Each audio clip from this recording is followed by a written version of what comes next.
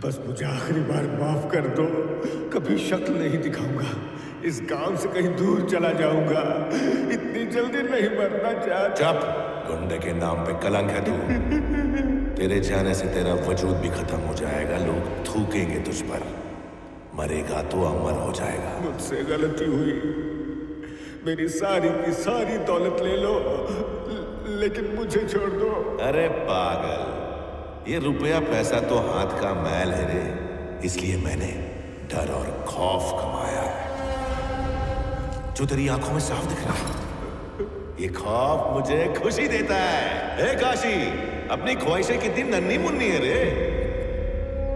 भाई मेरे को अपना थामा दो, मैं इसको थल्ली थल्ली कारतूस, शांत, इतना गुस्सा नहीं। इतना क्या ठोक लो? ठोक डालो इनके टाल को, नहीं तो बोलो मैं ठोक डालता हूँ।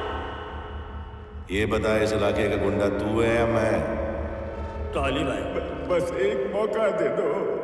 मैं तुमसे जान की भीख मांगता हूँ। क्यों बे?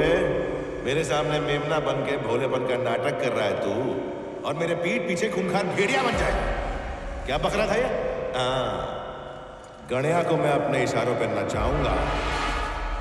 आज तू नाचेगा, समझा? और मैं देखूंगा। ऐसा वैसा डांस नहीं, छम्मक छल्लो वाला डांस। वो बीड़ी वाला कौन सा गाना? हाँ।